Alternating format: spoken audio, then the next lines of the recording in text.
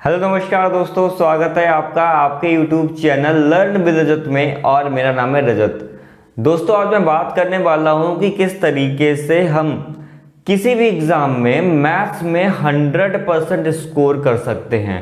जी हाँ दोस्तों, मैथ्स एक ऐसा सब्जेक्ट है जिसमें 100% स्कोर किया जा सकता है। मैंने भी कई एग्ज़ाम्स में मैथ्स में 100% स्कोर किया है। यूपीएससी पीटी का एग्ज़ाम हो, चाहे एसएससी का सीएचएस का एग्ज़ाम हो, चाहे एमटीएस का एग्ज़ाम हो, मैंने कई एग्ज़ाम्स में मैथ्स के सेक्शन में 100% स्कोर अचीव किया है।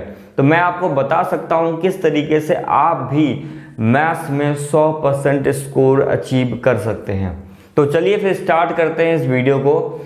इसको मैं समझाता हूँ आपको एक एग्जाम्पल से कि सपोज आज मुझे क्रिकेट सीखना है। तो सबसे पहले मैं क्या करूँगा। मुझे अगर क्रिकेट सीखना है तो सबसे पहले मुझे जाना चाहिए किसी ऐसे के पास जो क्रिकेट को जानता हो। यानी कि मैं सबसे पहले किसी कोच के पास जाऊंगा जो मुझे क्रिकेट को सिखा सके। वो मुझे बता सके कि बेटा ये बैट होता है, इससे बॉल को हिट किया जाता है, ये बॉल होती है, ये पिच है, ये ग्राउंड है। ये सारी बातें मुझे कौन बताएगा? मुझे बताएगा एक कोच जिसके पास क्रिकेट की नॉलेज है। जब मैं उसके द्वारा बताए गए जो भी रूल्स हैं, जो भी इंस्ट्रक्शंस हैं, उनको फॉलो करूंगा तो मैं धीमे धीमे क्रिकेट की नॉलेज गेन करता जाऊंगा।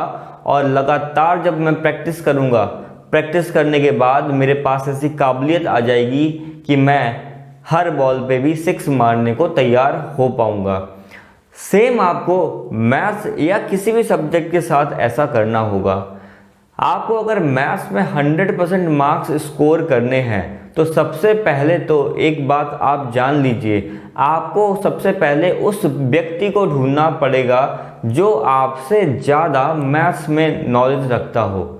अब वो व्यक्ति कोई भी हो सकता है, चाहे तो आपके शहर में हो सकता है, लेकिन आज ऑनलाइन प्लेटफॉर्म पे ऐसे कई सारे टीचर्स अवेलेबल हो गए हैं जो आपको फ्री में भी अच्छी नॉलेज प्रोवाइड कर रहे हैं। तो सबसे पहले आप किसी एक टीचर को चूज़ कीजिए और वहाँ से सीखना स्टार्ट कीजिए। क्योंकि अगर आपके पास ऐसा कोई पर्सन होगा जिसके पास आपसे ज़्यादा नॉलेज होगी तो वो आपको सही गाइड कर पाएगा कि आपको इस सब्जेक्ट में कैसे कैसे आगे बढ़ना है। यानी कि पहला स्टेप हमारा होना चाहिए कि कोई ऐसा टीचर ढूंढना जो हमसे ज़्यादा जानता है और जो हमें उस सब्जेक्ट के बारे में बता सके या सिखा सके। दूसरा स्टेप क्या होना चाहिए हमारे पास कि हमें जब भी हम क्रिकेट सीखने जाएंगे तो फिर हमें पहले दिन ही कोच ये नहीं सिखाएगा कि कैसे आप बॉल को 6 में हिट करें। यानी कि आपको पहले दिन नहीं सिखाने वाला है कि कैसे आप 6 मारेंगे, कैसे आप चौका मारेंगे, कैसे आप छक्का मारेंगे। ये सारी बातें आपको वो नहीं सिखाने वाला है। क्या करेगा वो? सबसे पहले आपको रनिंग कराएगा, है ना, आपको वार्म अप कराएगा, आपको रूल्स बताएगा। तो वही आपको मैथ्स में भी करना है कि इनिशियल डेज में आपको अपने बेसिक्स के ऊपर काम करना पड़ेगा। बेसिक्स का मतलब आपको पता है कि मैथ्स जो है वो नंबर का एक गेम है, जस्ट अ गेम है और कुछ नहीं है। मैथ्स क्या है? एक नंबर का गेम है। आपको बस नंबर से दोस्ती करनी है। नंबर से अगर आपने दोस्ती कर ली तो उसके बाद मैथ्स का जो गेम है वो आपके लिए आसान हो जाएगा। आपको मैथ्स के जो बेसिक टॉपिक्स हैं जैसे कि number system, LCM, HCF, fraction, decimal, whole number, natural number, ये जो बेसिक टॉपिक्स हैं आपको पहले इन पर अपनी कमांड बनानी पड़ेगी। क्या करना है? आपको पहले इन टॉपिक्स को किसी टीचर से अच्छी तरीके से समझना है। उसके बाद उन टॉपिक्स को आपको क्वेश्चंस के फॉर्म में प्रैक्टिस करनी है।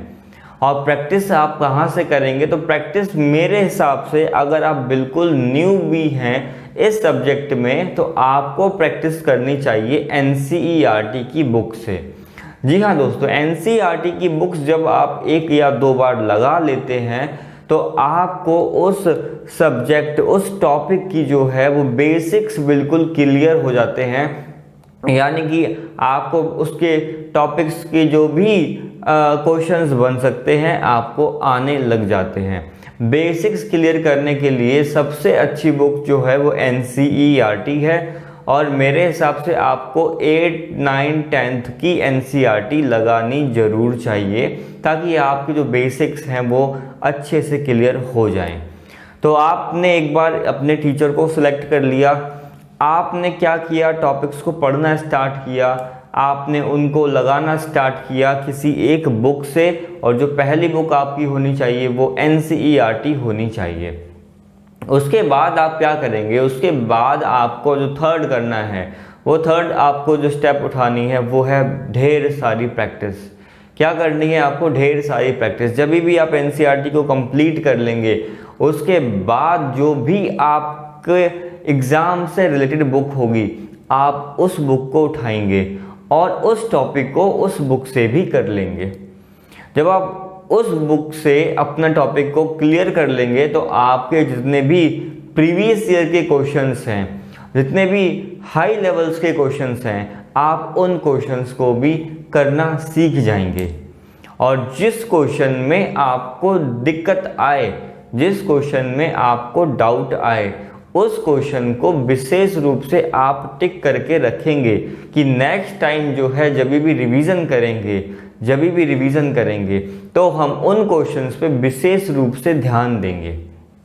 तो क्या किया आपने, पहले एक टीचर सेलेक्ट किया, आपने कोई टॉपिक पढ़ा और उसके लिए NCERT की बुक को सॉल्व किया। साइमल्टेनियसली आपने उसी टॉपिक का एक स्टैंडर्ड बुक जो कि आपके एग्ज़ाम से रिलेटेड है उसको आपने सॉल्व किया। इस जब सीक्वेंस को आप फॉलो करेंगे तो आप में क्या एक अलग तरीके की ऊर्जा प्रवाहित होगी, एक सकारात्मक ऊर्जा बनेगी जो कि आपको मैथ्स में इंटरेस्ट जगाएगी। क्योंकि जब आप इतना सब कुछ कर लेंगे तो आपका इंटरेस्ट अपने आप से मैथ्स में जाग जाएगा। फिर आप उनको बस क्या करेंगे, जितने भी आपके डाउट्स होते हैं, एक बार आपने क्वेश्चन लगाए, आपके जो डाउट्स आए उनको आप चाहें तो एक अलग पेज पे लिख लें और उनको अधिक से अधिक प्रैक्टिस करें।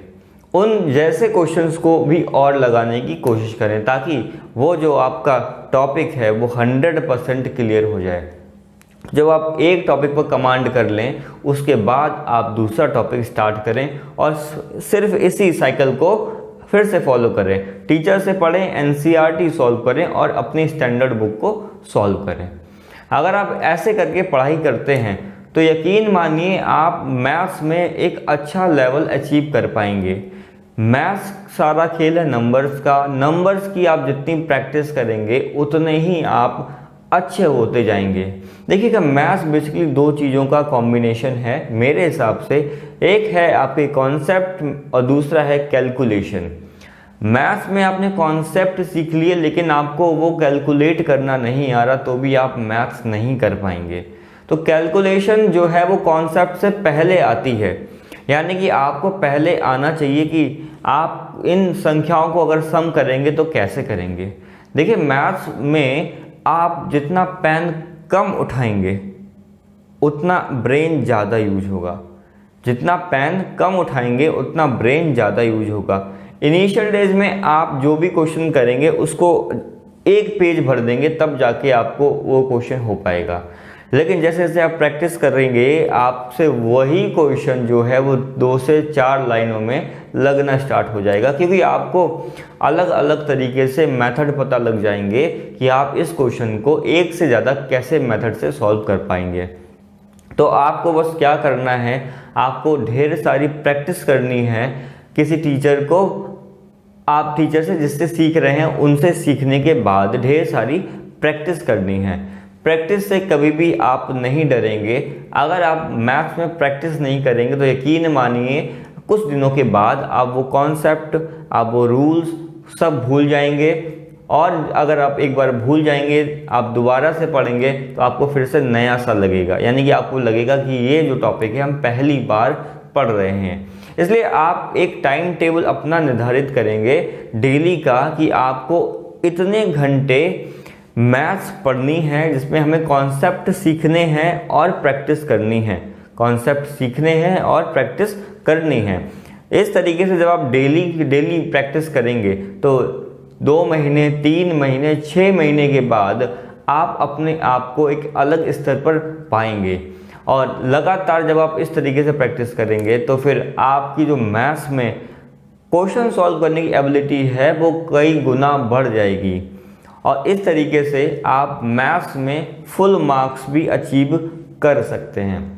देखिए, कोई भी एग्ज़ाम होता है उसमें 1-2 क्वेश्चन ऐसे ज़रूर होते हैं जो बहुत सारे स्टूडेंट से नहीं लग पाते हैं। कभी कभी ऐसा होता है कि मुझसे भी 1-2 क्वेश्चन जो है वो नहीं लग पाते हैं। तो आप उस टाइप के क्वेश्चन को भी कर पाएंगे अगर आपका ब्रेन जो है वो ओपन होगा, यानी कि आप ओपन माइंडेड होंगे, खुली सोच रख रहे होंगे, यानी कि एक क्वेश्चन को एक ही फॉर्मूले से ना लगाकर उसके अलग कुछ आप ढूंढ पाएंगे। अगर आपके पास वो ब्रेन डेवलप हो जाता है तो आप यकीनन 100% क्वेश्चंस को कर पाएंगे और 100% मार्क्स भी अचीव कर पाएंगे।